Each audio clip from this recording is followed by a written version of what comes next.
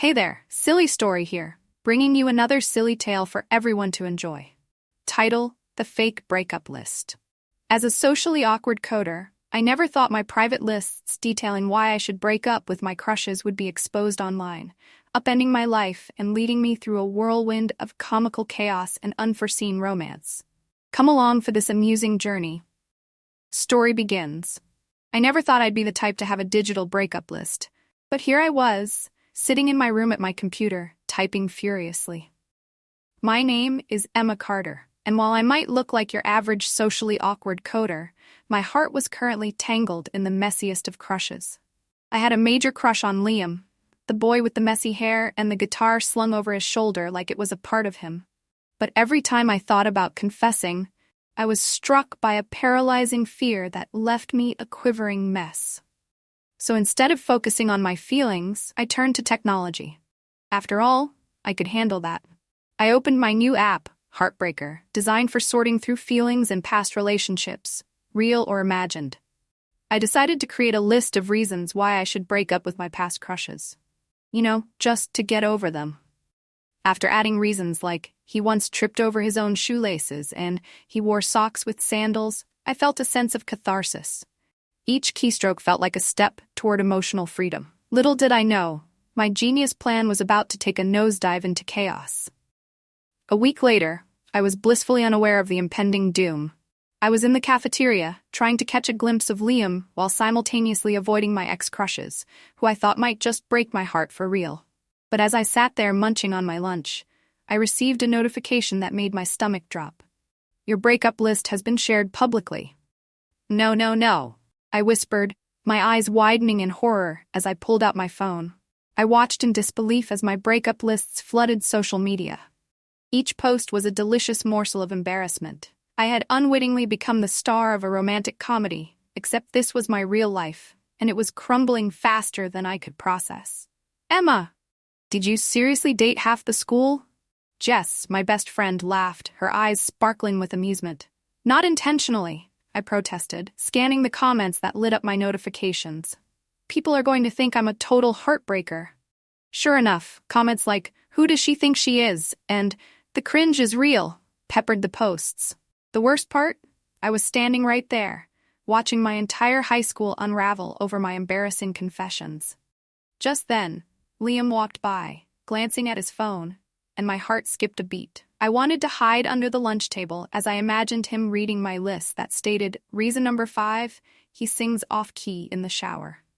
Later that day, I was cornered by Derek, one of my ex-crushes, who had somehow misconstrued my digital mess as a personal attack. Emma, what gives? You can't just break up with someone without telling them. I stammered, my face burning. It's not like we were actually together. But I'm perfect, he exclaimed, arms flailing dramatically. Why would you want to break up with someone as perfect as me? I wanted to laugh at his over-the-top melodrama, but instead, I just felt bad. I'm sorry, Derek, it was all meant to be private. He crossed his arms, looking both offended and hurt. You owe me an apology, Emma. Desperate to make things right, I plotted a grand gesture to win back Derek's affection. Jess and I concocted a plan worthy of a rom-com. I would show up at Derek's house with a giant bouquet of flowers and my trusty boombox to deliver a heartfelt apology. Let's just hope I don't trip over my own feet, I muttered as I picked up the flowers from the corner shop. They were bright, cheerful daisies, perfectly innocent and completely unassuming. As I approached his house, I cranked up the boombox, ready to serenade him with a cringe-worthy love song. I hit play and took a deep breath, only to realize I was at the wrong house. The confused look on the older man who answered the door was priceless. Can I help you? He asked, eyeing me warily. Oh no, wrong house, I squeaked, turning on my heel, but not before dropping the flowers at his feet. You have those now. Back at school, I was still mortified by my failed attempt at a grand apology when the principal announced a school assembly. The dreaded moment arrived when someone decided it would be hilarious to read my breakup list aloud. I felt the blood drain from my face as the speaker announced, reason number 3, he had a crush on his own reflection. Laughter erupted throughout the auditorium, and I tried to laugh along, but inside, I was a tempest of panic and embarrassment. My heart raced as I scanned the crowd for Liam, whose expression turned from confusion to amusement. I could practically feel my cheeks combusting. After the assembly, I decided I had to take matters into my own hands. I sneaked around campus, trying to delete any traces of my breakup lists from random devices. It felt like a covert operation, complete with high stakes and low stealth. In the tech lab, I was so focused on trying to access the school's main computer that I didn't notice Mr. Jenkins approaching. "Emma, what are you doing here?" he asked, raising an eyebrow. "Oh, just fixing a, coding issue." I stammered, fumbling over my words as I tried to look casual while sweating bullets. "Right, just make sure you don't break anything," he warned, giving me a skeptical look before walking away. After he left, I thought I had a chance. I typed in my login and crossed my fingers. Just as I was about to delete the incriminating files, the screen froze, and a loud alarm echoed through the lab. I barely had time to react before the door swung open and Mr. Jenkins returned with the principal. "Emma, is there a problem?" the principal asked, his eyes narrowing as he surveyed the chaos. "No, sir. Just a minor glitch," I squeaked, my heart racing. They didn't look convinced. The aftermath of my blunders became a full-blown phenomenon. Suddenly, I was known as the Heartbreaker, and the rumors spread like wildfire. As I walked through the halls, whispers followed me. "There goes the Heartbreaker," someone giggled. I couldn't help but roll my eyes at how ridiculous this was. I caught sight of Liam in the crowd and decided it was time to take control of the narrative. I approached him, heart racing. "Hey, Liam, can we talk?" I asked, trying to sound casual while my voice cracked. "About the lists?" he asked, a teasing glint in his eye. "Yeah, but you need to know that they were never meant to be public. They were just my way of dealing with my feelings. I thought it would help me get over, well, everything," I said, feeling vulnerable. "I get it, but honestly, I thought your reasons were kind of funny." "Not that I'm trying to downplay your feelings or anything," he replied with a grin. I blinked, taken aback. "You're not mad?" "Mad? No way. If anything, you're entertaining," he replied with a grin. "Besides, now I have a reason to get to know you better, don't I?" I felt the warmth spread through my chest as I smiled back at him. "So, what's your excuse for being perfect?" "Wait until you hear my list of reasons why I could never date you," he joked. As days passed, I found myself becoming more and more comfortable around Liam. Our interactions shifted from awkward encounters to genuine conversations that lasted for hours. I discovered we shared similar interests, from our mutual love for coding to a penchant for cheesy 80s movies. One afternoon, while we were working on a school project together, I found myself laughing harder than I had in ages. Okay, I have to ask," Liam said, wiping tears of laughter from his eyes. "What's the weirdest reason on your breakup list?" I grinned, feeling bold. "Well, there was this one guy who thought he could beat me at a video game, but he didn't realize I was the reigning champion in my house. So I wrote, 'He can't handle losing to a girl.' Now that's a reason I can get behind," Liam chuckled. "I think you should turn that list into a book. Confessions of a Heartbreaker. It could be a bestseller." I laughed at the idea, but a small part of me was intrigued. Maybe I will. The world needs to know the truth behind my tragic love life. As we shared more laughs, I couldn't help but notice the way his eyes sparkled when he smiled. A week later, I was sitting in math class, trying to focus on the lesson when Derek re-entered my life. He had taken it upon himself to gather the ex-crushes for a little heart-to-heart about my so-called breakup tactics. "Listen up, everyone," Derek announced, standing at the front of the class, looking far too serious. "Emma's list has created a lot of drama, and I think it's time we get some answers." My stomach churned with dread. What answers could I possibly give? Just then, Derek locked eyes with me.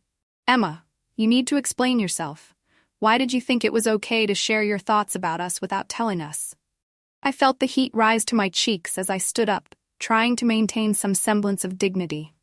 "Derek, I didn't mean for anyone to see that list. It was all just a way for me to cope. I never intended to hurt anyone." "But you did hurt us," he replied, crossing his arms. "What do you have to say for yourself?" I took a deep breath, feeling like I was on the verge of a meltdown. "I'm sorry, I really am, but I was trying to deal with my feelings in a way that made sense to me. I never thought it would blow up like this."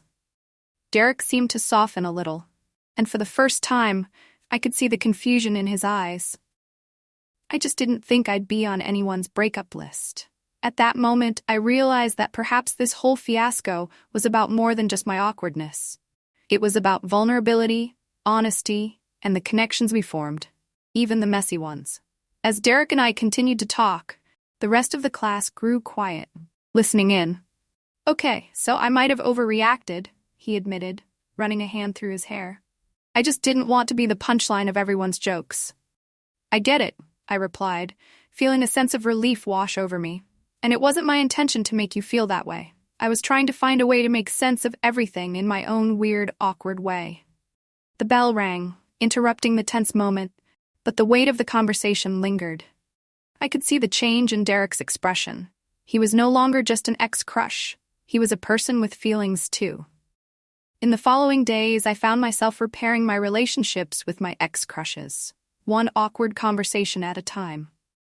As I spoke with each of them, they revealed their own stories and perspectives, and I learned that everyone had their struggles, their crushes, and their reasons for not being perfect. The funny thing was, I wasn't just facing my past crushes. I was facing my own insecurities. My faux pas and public humiliation turned into opportunities for growth. By confronting my fears, I was learning to embrace the chaos instead of hiding from it. Liam was my constant throughout all of this. He became my sounding board, the person I could confide in when things felt overwhelming. One afternoon, while we sat on a bench outside school, I turned to him, heart full of gratitude. "I don't know how I would have survived all this without you, Liam. You've been my anchor." He shrugged, a smile playing on his lips. "Well, someone has to keep you grounded, right? But seriously, I'm glad we've become friends. You've shown me a side of high school I never knew existed. Like the side where everyone thinks I'm a heartbreaker?" I teased, and he laughed. Weeks turned into months, and as the school year progressed, my reputation slowly shifted from heartbreaker to the girl who survived high school. Liam and I spent more time together, exploring our shared interests and even attending a few school events as a pair. I had never been to a school dance before, but when he asked me to the spring formal, I was ecstatic. The night of the dance arrived, and I donned a navy blue dress that made me feel confident. As I stepped into the gym, I was struck by how beautiful everything looked. The twinkling lights, the music playing in the background, and most importantly, the smile on Liam's face as he saw me. "You look amazing," he said, his eyes sparkling as he extended his hand to me. "Ready to dance?" "Only if you promise to not step on my toes," I joked, slipping my hand into his. As the night unfolded, we danced, laughed, and even participated in the most cringe-worthy group activities imaginable. In the midst of a particularly ridiculous dance-off, I felt lighter than I had in ages. Surrounded by friends and basking in the joyous atmosphere, I realized how far I'd come from my initial embarrassment. At one point, we stepped outside for a breather, and the cool night air felt refreshing. I leaned against the railing, looking out at the stars. "Can you believe how crazy this year has been?" I asked, glancing at Liam. "From the breakup lists to this?" "It's been quite the journey," he agreed, his expression serious. "But I think it's brought us closer together." I nodded, feeling a warmth spread through my chest. "Yeah, it has. I never would have imagined I'd be here with you tonight." "Neither did I," he said, taking a step closer. "But I'm glad I am. Emma, I think we've both learned that life's messiness can lead to unexpected happiness." As the night drew to a close, I felt a mixture of nerves and excitement. I knew this was the perfect moment to address the feelings I had for Liam. "So I have to ask," I began, my voice trembling slightly. "What do you think about us?" He looked at me, a glimmer of understanding in his eyes. "I've been thinking the same thing. I like you, Emma, more than just a friend." My heart soared at his admission. "Really? 'Cause I've been terrified to tell you that I feel the same way." With a grin that lit up his entire face, Liam took my hand. "So, what do you say we turn this friendship into something more?" As I squeezed his hand, I felt a rush of warmth. "I'd love that." We stood there, a mix of laughter and nervous energy filling the air as we leaned in for our first kiss. It was sweet and awkward, and everything I had hoped for. From that moment on, our relationship blossomed. We became the couple that everyone adored. Inseparable, goofy, and utterly content in each other's presence. With the support of my friends and the lessons I had learned from my mistakes, I realized that embracing vulnerability was key to forming genuine connections. No longer did I need to hide behind my coding or my breakup lists. I could be myself and still find happiness. Months later, I sat down at my computer, feeling grateful for the whirlwind that had led me to Liam. I decided to rename my app Heart's Journey and created a new list, this time of all the things I loved about him. Life would continue to throw curveballs my way, but I was ready to face them head-on, hand in hand with the boy who turned my embarrassing moments into cherished memories. Because sometimes, the most unexpected paths lead to the most beautiful destinations, and that was a journey I was excited to embrace. In the end, my digital breakup lists had morphed into love notes, and my past mistakes had transformed into valuable lessons. As I hit save on my new app, I couldn't help but smile. Here's to the messy, beautiful, chaotic journey of life and love. Thanks for listening. Make sure to visit our YouTube channel. See you again for another silly story.